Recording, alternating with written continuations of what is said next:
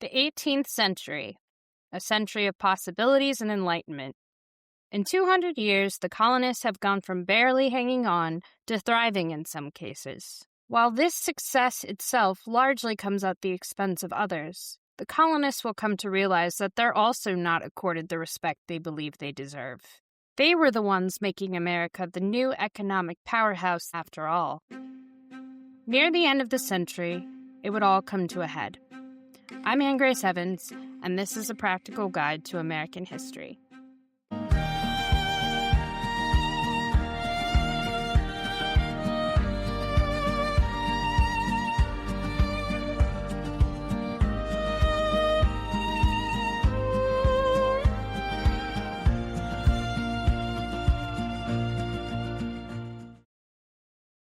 Boston, a city just over 10,000, became the quintessential northern city. By the 18th century, global trade had become more standardized and efficient. Thanks to advances in maritime technology, early American society became more sophisticated as a result. Merchant ships had grown larger, with the largest able to carry up to 1,500 tons. The journey had also gotten shorter. A trip to England that would have taken 2 to 3 months in the 17th century took just 6 to 8 weeks in the 18th. Sometimes mail ships could make the voyage in even less time. The result was a more reliable movement of goods, people, and news from Europe. To process all this increased traffic, the city of Boston developed a strong maritime culture. Every day, ships would dock in Boston Harbor, where an entire ecosystem of laborers worked to keep this hub of transatlantic trade running smoothly. For the working class men, their occupation was a point of pride. They came from good Puritan stock and saw the value in a hard day's work. They viewed their work as not just a career, but a way of life. They established the Boston Marine Society, a fraternal order of those who had distinguished themselves among their peers. You couldn't simply join. You had to be approved by others who also made their living by the sea. And that kind of respect wasn't just inherited. It came from the calluses on your hands and the hours spent on the water. Membership in this organization was for those who had distinguished themselves in their profession. But everyone who contributed to the ecosystem of Boston Harbor was recognized as integral to the city. The term third place refers to a gathering spot. If the first place you go is home, and the second is work, then the third place represents the space where you go for recreation and socializing. Church was somewhere that provided space to gather, but it didn't really foster the kind of environment where people could let their hair down.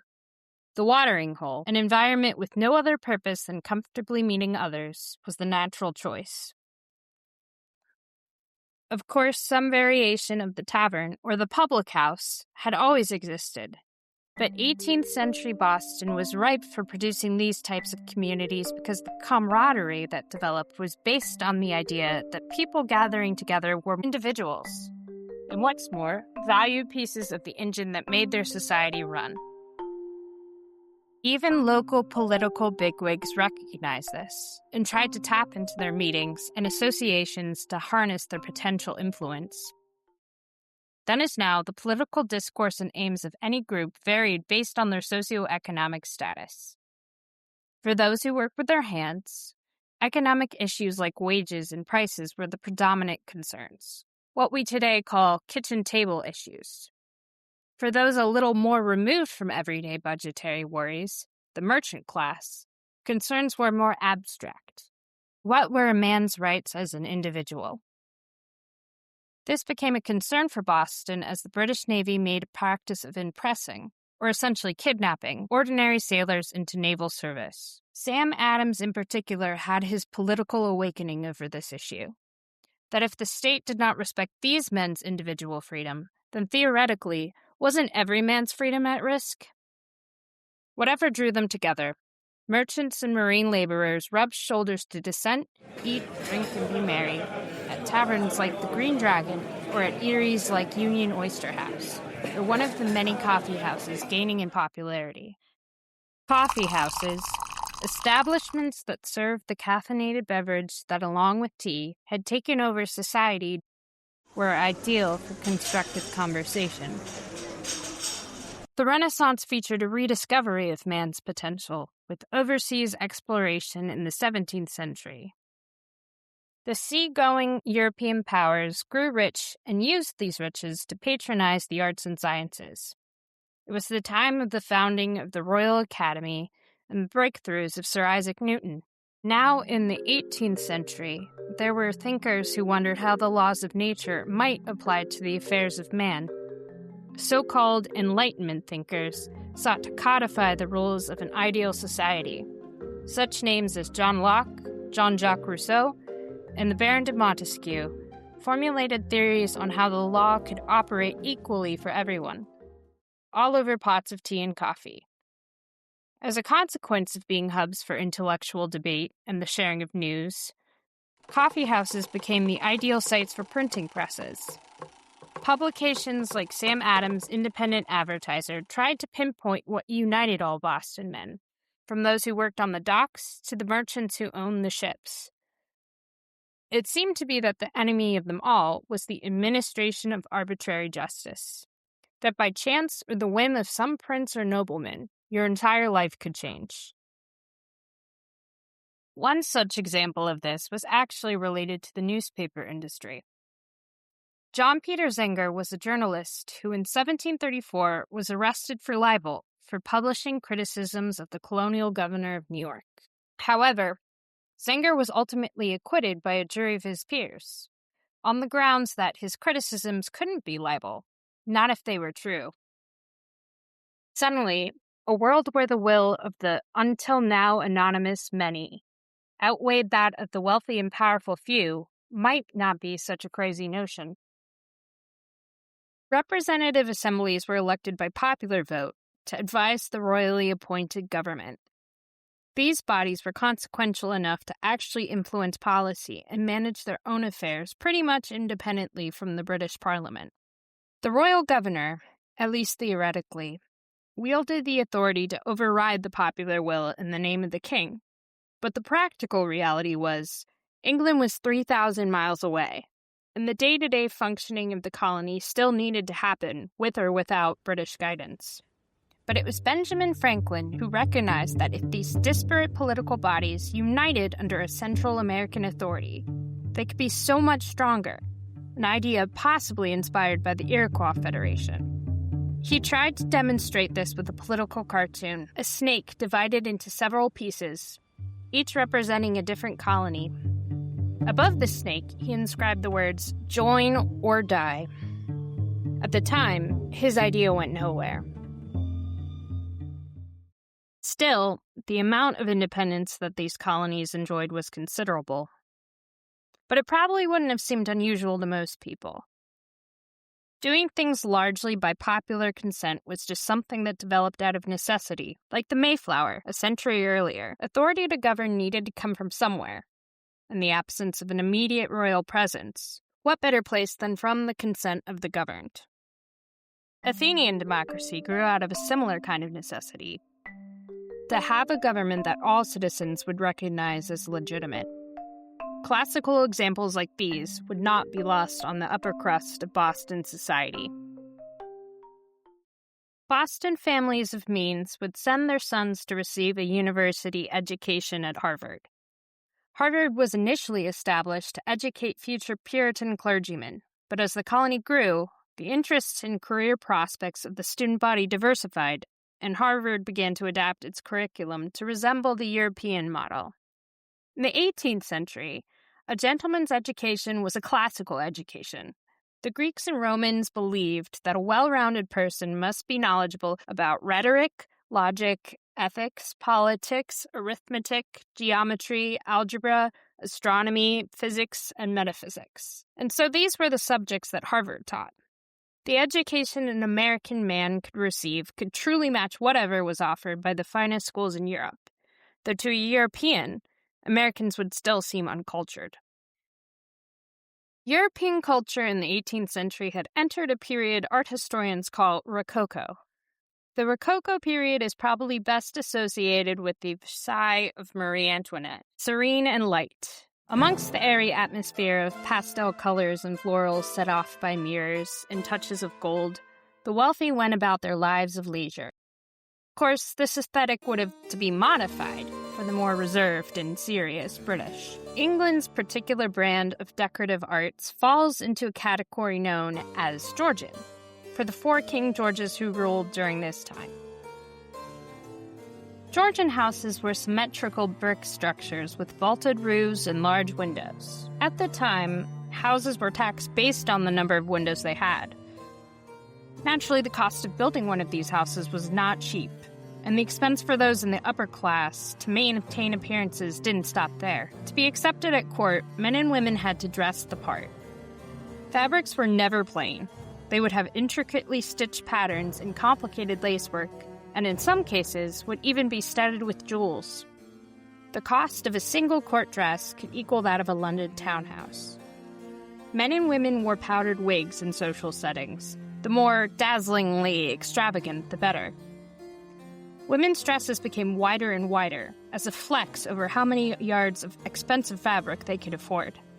And naturally, an entirely new wardrobe would have to be acquired with each new season. No repeats. For entertaining spaces, the smallest objects were designed to intrigue and fascinate with intricate inlay and detail work. But in Britain's American colonies, there were very few who could afford to maintain this standard of living.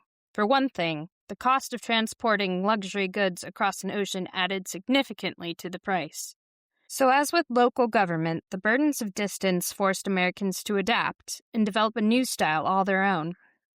Those who could afford to might import furniture or porcelain as rare luxuries. Even if you were wealthy by colonial America standards, you probably didn't have many silk dresses. For one thing, as pretty as silk is, it doesn't breathe, which is one thing if you live in London, but something to be mindful of in the warmer and more humid climate of the colonies. For the most part, the colonial American aesthetic was an improvisation. Where possible, wealthier colonists would try to incorporate decorative flourishes like the great houses of Europe. Things were more basic, but their homes were still symmetrical, if more often built from wood than brick. And the fact that their interiors were not as ostentatious as in Europe could almost be seen as a choice. In the 1750s, one British song tried to poke fun at the American colonists for this apparent lack of sophistication. The average American was a doodle, a country hick, and rather than a proper Englishman was something else entirely, a Yankee. The song Yankee Doodle was meant as an insult to a country of people whose more down-to-earth style didn't quite pass muster in the mother country. But in a few decades, Americans would come to view this characterization with pride. One line of the song in particular, "Put a feather in his cap and called it macaroni," captures the dynamic in a nutshell.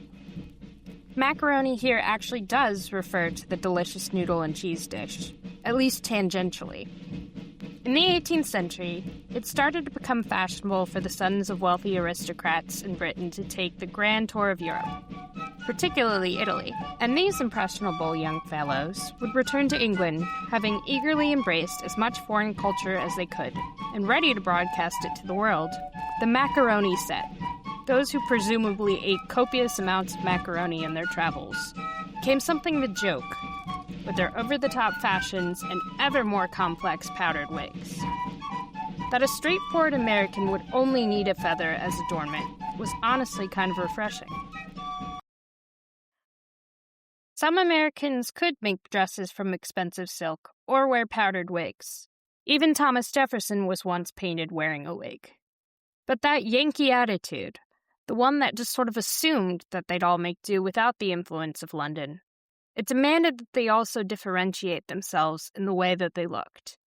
If the powers that be dress like a bunch of hoity-toity fops, people looking to fight the power are going to rebel by embracing informality. It's cooler, edgier, and a lot cheaper, which is no doubt a major selling point. Many generations have their own version of this was all I could afford, so I guess it's cool now attitude. Aesthetic choice can be political statement, like punk rock. There was a reason that Thomas Jefferson stopped wearing those wigs. During the Revolutionary War, Benjamin Franklin, as ambassador to France, would wear a beaver skin hat as a symbol of Americans' scrappy, rustic pride. Evolution is the natural order of things. When one segment of a population is separated from the rest, they're forced to adapt and develop different ways. The Yankee Doodles, building a society from scratch, created a locally made, homegrown culture that was not only practical, but that became its own American art form. The items we leave behind tell a story about who we are, because the choices we make about our surroundings reveal something personal about us. How we choose to spend our leisure time also says more about our personalities than our occupations ever could. Before the working classes, as mentioned earlier, there were establishments where they could gather after knocking off work. Imbibing alcohol wasn't just something that people did to pass the time. Alcohol was integral to society. In the 18th century, as a general rule, you didn't drink the water. Water near human settlement was easily contaminated by waste, and unless the source were carefully contained, something that really was only a possibility for wealthier people, it was just safer to steer clear altogether. So since ancient times, the average person had to find a sterile delivery system for their water. Alcohol. Mead, ale, beer, wine. These were necessary parts of life for thousands of years. In port cities, near the docks, establishments that sold alcohol also carried a stronger, more distilled beverage, the spirit. That's because, among other working men, they catered to sailors who were accustomed to receiving rations of hard liquor at sea. The tavern and the distillery were the places of the common man, so much so that John Adams actually describes attending an important meeting of the Sons of Liberty in a distillery, where everyone ate cheese and biscuits. To a man of John Adams' sensibilities, a distillery wouldn't necessarily be where he would choose to spend his leisure time. Gatherings of the middle and upper classes would most likely be slightly more highbrow affairs. For starters, people's homes were large and comfortable enough that they could host their friends. They also might be able to afford servants or enslaved people to do the cooking and cleaning, a necessity if someone was planning to seriously entertain. Since these would be more sedate affairs than nights at the tavern, women might also be present. Certainly if it was for dinner or tea in her own home.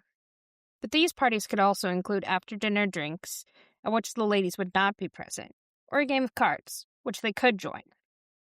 This might constitute a perfectly enjoyable evening, but if you wanted music and dancing, more than likely you would have to go elsewhere.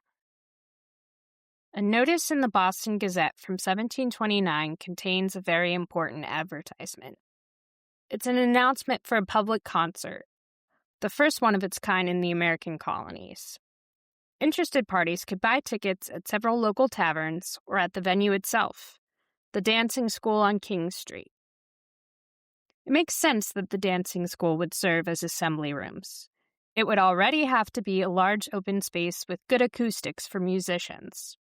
You've probably seen some movie or show with the Regency-era ball with its complicated line dances. The dances they had in Boston would probably be somewhat like this, though the style of dance in the 18th century would have been a bit more stiff and reserved than dances you would imagine in an Austen novel. Dances like the minuet and the cotillion tried to keep touching to a minimum. But these 18th century dances were still incredibly complicated. So much so that families who could afford to would send their young sons and daughters for lessons at schools like the ones on King Street. After all, a sophisticated young person must be a good dancer if they hope to attract a partner. Dances, aside from providing entertainment for the community, were essential because they gave members of the opposite sex opportunities to meet and get to know each other. There was even an English country dance called literally the Excuse Me, that allowed gentlemen to cut in if they spotted a lady they wanted to dance with. The Excuse Me song was so popular that the first ballad opera written in America, The Disappointment, used it as its finale piece in 1767. We don't actually know what they would have played at that concert in 1729. People don't consider at the time, and especially back then, that something like a program of music might be worth saving. We just naturally assume that the way we currently dress or eat or socialize isn't going to change that drastically in the future. So we throw stuff like that away. not imagining how anyone could possibly find mundane things like that valuable. But most information about the world that the people of the past were living in comes from shopping lists and inventory accounts. And it matters to have that information. A list of dates and facts about who did what when are meaningless without the context of the times they lived in, like Frodo without Middle-earth or Harry Potter without Hogwarts. So, to recap, the life of a northern port city like Boston starts at the docks. They are essential to its existence, and the maritime workers who fuel it are the city's undercurrent. If they're not happy, everyone else will find out about it soon enough. But it is the city's merchants who are actually getting rich, and the city expands to their touch. It's their spending for themselves and their households that creates the opportunities for artisans like Paul Revere. Lawyers like John Adams can begin practices to represent the mercantile interests. And the more of these different establishments that open and continue to grow, the more it attracts people seeking the same opportunities. And as the city keeps growing and diversifying to meet the population's needs, more people find themselves living side by side. Scottish, Irish, and Germans, butcher, pharmacist, and printer. All cities develop more or less in this fashion. But these new American ones are special, because there kinda are no rules. At least nominally, that king guy is in charge. But like much of everything else since the Mayflower landed, the way things actually work is a process of trial and error and pushing boundaries. Add to that the fact that these new societies are experiencing the coming together of a whole range of people with different backgrounds, the likes of which few other cultures have ever experienced before. The exact conditions that led to the invention of democracy in ancient Athens are lost to the mists of time.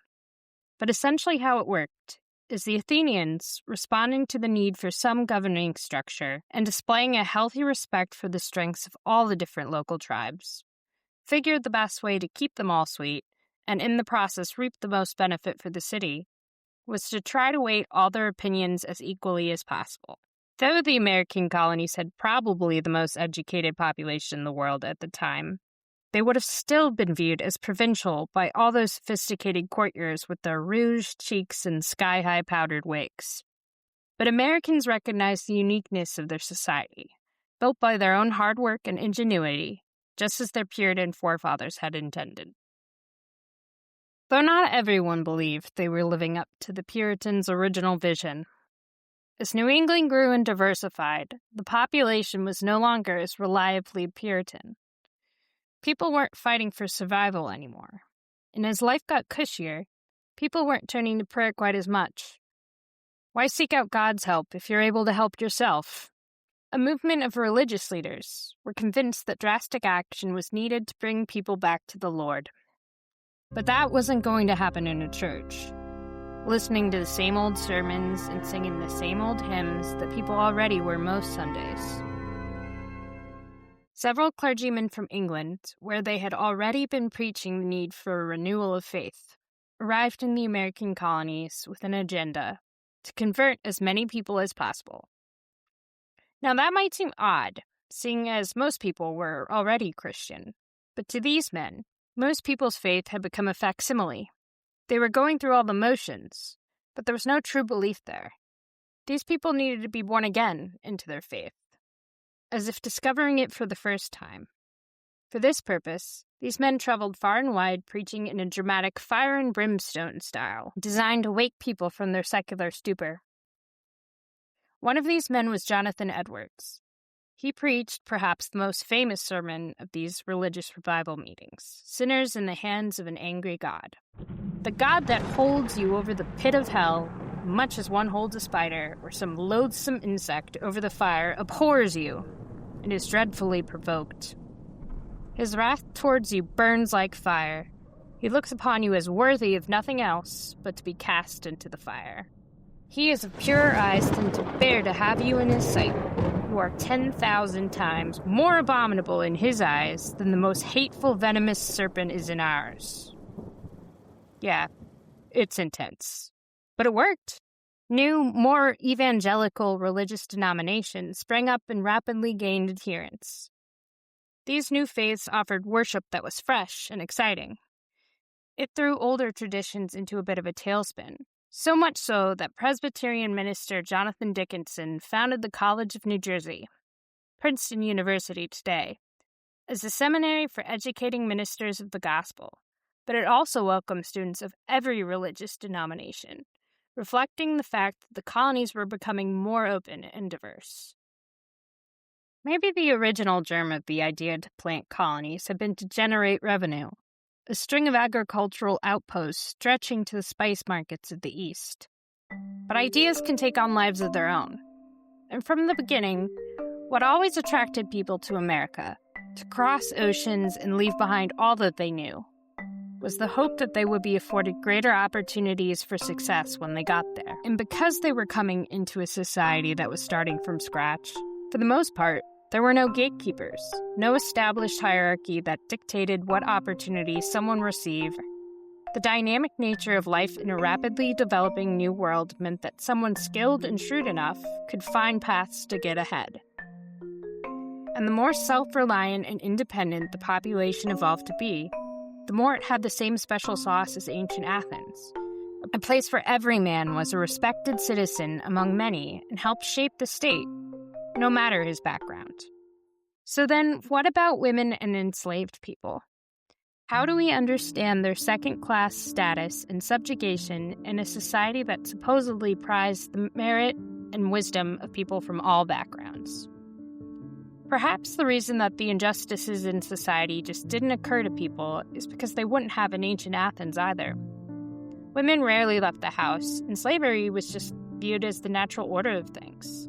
In the 18th century, at least, maybe a woman could hope to find a husband who might treat her as more partner than property. But for those who actually were legally deemed property, the dream remained the same as it had always been: freedom and the chance to live for themselves. But who knew? Perhaps more might be possible in the future. The reason that the idea of America appealed to so many people in the first place was just how much could be achieved. The fact that entire cities were able to spring to life in such a quick time was already a testament to this. Today in Center City of Philadelphia, you can still see the cobbled streets of the old city. The City of Brotherly Love was founded in 1681 as the port for the colony of Pennsylvania. By the 1750s, it had surpassed Boston as the largest and busiest city in the colonies, which made sense because it was much more centrally located. Like Boston, Philadelphia's intellectual life reflected how well educated the American public was in general. A prominent printer named Benjamin Franklin started the colony's first subscription lending library in 1731. It still operates to this day.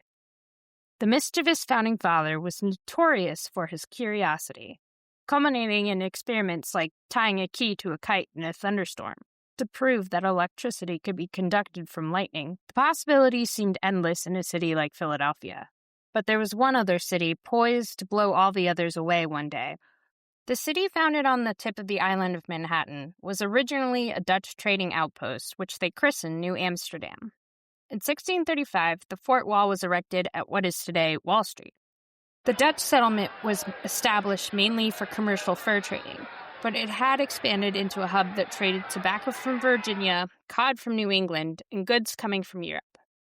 They all passed through, as well as itinerant sailors and traders from countless different cultures. The result, by the time the English took over in 1664, was an incredibly diverse population, much as it is today. Renaming it New York City after the Duke of York, the English by and large maintained the status quo of the burgeoning city. Recognizing its economic potential, the city grew from a population of just under 20,000 in 1700 to almost 80,000 in 1750. Though the largest ports were all in northern cities, several ports in the south, like Charleston, also became important urban centers. Charleston provided the quickest path for exporting South Carolina's two lucrative cash crops at the time, rice and indigo. It was also the site of the largest slave port in the colonies, trading in human cargo. But for the most part, communities were little towns centered around one long main street that carried all the necessities: butcher, baker, candlestick maker, etc. A small hub where people living out in the country might come to run their errands. In the 18th century, cities just weren't technologically advanced enough to accommodate most of the population, meaning that the vast majority of people lived in rural environments. If city life was the model of a new Athens, then the rural experience in America was more like ancient Rome. A single household unit was completely autonomous, yet also a piece of a larger whole. In the classical Roman model, the greatest education a young citizen could receive was in the home, where he could learn from the example of his parents how to provide for and defend his household. It was land ownership that provided the building blocks of a society where strong farmers were able to support the maintenance of a strong civilization. The average farmer had about 40 to 50 acres, growing only enough food to feed his family. His main crops were corn, wheat, and barley for brewing beer. A middle-class farmer's land holdings would have been slightly bigger, perhaps enough to grow produce to sell. On average, he would also have 3 to 10 enslaved workers, potentially a field of tobacco plants. Tobacco was the major cash crop at the time, but it was difficult and time-consuming to grow. The wealthiest planters owned thousands of acres, requiring the labor of hundreds of enslaved people. Slave quarters at a plantation like Mount Vernon would house between 6 to 10 people. Each day, enslaved workers would report to the overseer for their daily work assignment, which typically involved something with the tobacco harvest. From sunup to sundown, and probably even longer for those who worked in the main house, work on a plantation was nonstop, except for Sundays, and possibly a holiday or two throughout the year, all to keep the family of the state in the manner to which they were accustomed. Large-scale planters were the wealthiest people in the colonies. If anyone could afford to import goods like furniture and fine china from Europe, it was them. Plantation houses like Mount Vernon and Monticello were on the cutting edge of fashion at the time. Certainly more impressive than almost any house you could find in the colonies, but still with that laid-back elegance that was distinctly American. Planters were the colony's landed gentry. They provided the economic engine for the hamlets that grew around them. They served in local government, and they dictated fashion in society. It was a pretty sweet life. Large hunting parties during the day, cards and dancing in the evening. A special occasion might feature a large banquet and a ball with musicians hired specially. For those lucky enough to lead this privileged existence, it was easy to see why they believed that the life of the farmer represented the purest life you could lead. For people who experienced all of the benefits of a pastoral lifestyle without really having to undergo any of the hardship or suffering, life in the countryside was paradise. And those blessed enough to lead it were made better and more virtuous for it. These were the people who truly represented the lifeblood of America, and America would only benefit and be made stronger by lifting them up and building the nation around them. But of course, there was the problem then, as now, of real estate. What happens when, with so many people arriving from Europe all the time, available land starts growing scarcer? The first settler in the woods is generally a man who's outlived his credit or fortune in the civilized parts of the state. His time for migrating is the month of April. His first object is to build a small cabin of rough logs for himself and his family. The floor of this cabin is of earth. The roof is of split logs. The light is received through the doors, and in some instances, through a small window made of greased paper. A coarser building adjoining this cabin affords shelter to a cow and a pair of good horses. The labor of erecting these buildings is succeeded by the killing of the trees on a few acres of the ground near the cabin. This account by Benjamin Franklin describes the life of the homesteader, heading out into what was then considered the back country. Settlers would set out for new pastures on the Great Wagon Road. Originally traveled by indigenous traders, it started in Philadelphia, running through the Appalachian Mountains of North Carolina and into Georgia. The more adventurous, like Daniel Boone, ventured even further into what is today Kentucky and the Cumberland Gap, cutting pathways behind them. For the first settlers, this life would probably be a bit isolated, but community is an almost inevitable fact of being human. Eventually, we find one another, both out of loneliness and necessity. A subsistence farmer growing wheat and corn can't really do much with either when they're harvested, not in their original form. both have to be milled into flour or meal. It is possible to do this with a device called a hand mill, that is, 2 small millstones spun by hand, but it's a very heavy, time-consuming process. A mill powered by a water wheel is able to grind much more product in a fraction of the time. One of the reasons that communities tended to grow up around rivers is that that's where a communal mill could be built, a place where everyone could bring their wheat and corn to be milled. The other thing that would bring people together inevitably was the desire to trade and barter goods. People on living what was then the frontier developed an independent and resilient spirit because they had to. It might be just them out there alone for a while. Theoretically, there was enough room out there for all who wanted to go. The problems only arose when different European nations started disputing who had official ownership rights. 2 brothers, Lawrence and Augustine Washington, along with business partner Thomas Lee, recognized the potential of the rich land running along Lake Erie, the Ohio country. Together they formed the Ohio Company to represent the interests of other American colonists who wanted to invest in Ohio land, just as the earlier Virginia and Massachusetts Bay companies had. As part of this effort, they were meant to foster good relations with the indigenous peoples of Ohio, as well as start building military forts, just in case. The French, whose territory also bounded Lake Erie, were under the impression that French land extended into the Ohio country as well.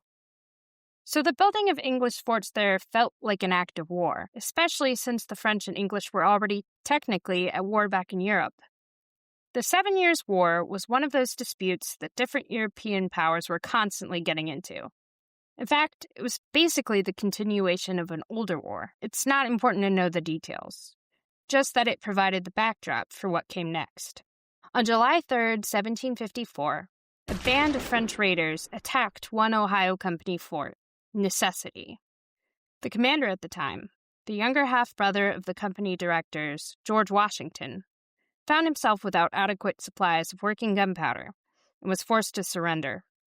Next, the French seized another English fort on the site of modern-day Pittsburgh that they refortified and named Fort Duquesne. The war had come to North America, and everyone had to pick a side, English or French. The indigenous people, probably none too happy with either option, were forced to make a strategic decision. The Algonquin-speaking nations sided with the French, while the Iroquois Confederacy chose the British. For the first few years, things continued to go badly for the English, until in 1757, William Pitt was appointed Secretary of State. Pitt recognized that if England wanted to defeat the French, who they were fighting on many fronts, they need to do so in North America. Under his direction, Great Britain started directing resources to its armies fighting in Canada and the American wilderness. Almost right away, they began to see results. 1759, which came to be called the Year of Miracles, saw many victories like the capture of Fort Duquesne and Fort Ticonderoga in northern New York. But the most significant victory by far was the capture of Quebec, the original settlement of New France at the mouth of the St. Lawrence River. Montreal fell to the English shortly after. With the loss of their Canadian territory, the French had effectively lost the war in North America. As William Pitt predicted, North America was the key to the global conflict. The French sued for peace shortly after, leaving England very much with the upper hand. It's interesting to think about what the average American would have thought about the peace that was signed in Paris in 1763. The biggest takeaway from the treaty, the reapportioning of the world, might not have been an immediate concern. The acquisition of new territory might have been exciting for the British upper classes, but most other people probably wouldn't initially recognize how consequential this would turn out to be.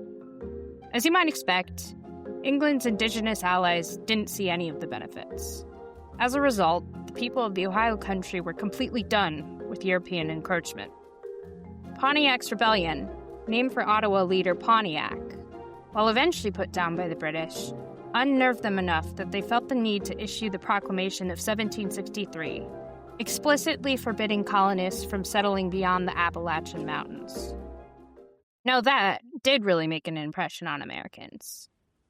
If they had just fought this war over territory beyond the mountains, and now they weren't even allowed to go there, then what had been the point? Furthermore, the British decided it was best they leave a standing army in North America for the foreseeable future. That way, nothing more could possibly go wrong. Epilogue. It's ironic how Catholic the city of Boston is. I wonder what the Puritans and Jonathan Edwards would say if they could see it today. But isn't that why people try to track down their ancestry in the first place? To see how much of a resemblance there is. Would my great-grandparents recognize me if we met today?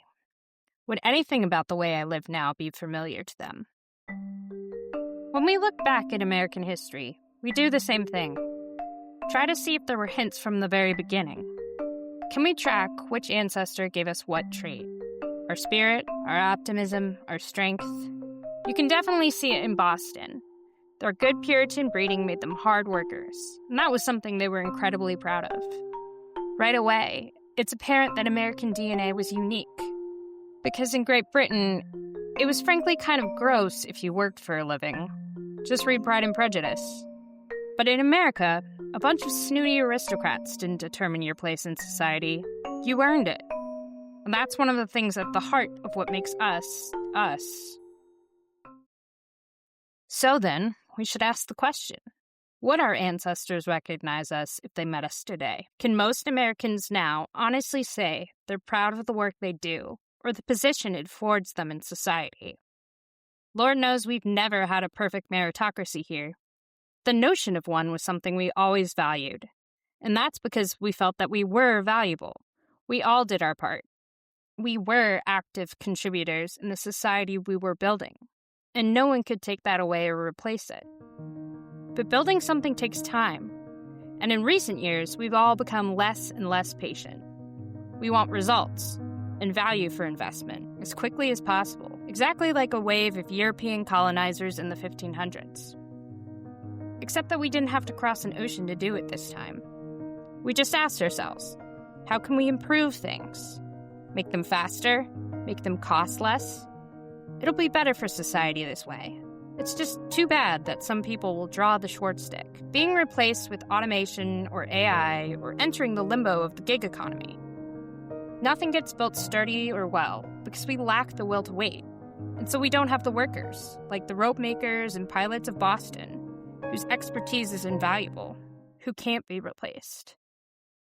In the working world, the currency used to be the effort you were able to put in, but at some point, the aim became how much value you could milk out of your assets with as little effort expended as possible. Humans don't factor into the equation as much anymore. Even more recently, we don't even make stuff at all. We just invest in other people's investments. But that's a topic for a later episode. The idea of origin stories and how America came to be the way it did also interested founding father Gouverneur Morris. Morris posited that the trial of Zenger in 1735 was the germ of American freedom, the morning star of that liberty which subsequently revolutionized America. First comes the dignity of the working man. Then comes his belief that he deserves to live in a society where he can achieve his potential. And if society isn't meeting that standard, then he has the right to speak out against it. In this way, a free society is only ever as well off as its weakest point, the most unfortunate and the people who are struggling. All the parts interconnect and affect one another. That's what drives history. If the rope makers decide to stop showing up and the tailors realize they've had enough, they can create a big hole. If the incentives of that free society work the way they should, something has to change. And if they don't, then people might just overturn the whole incentive structure.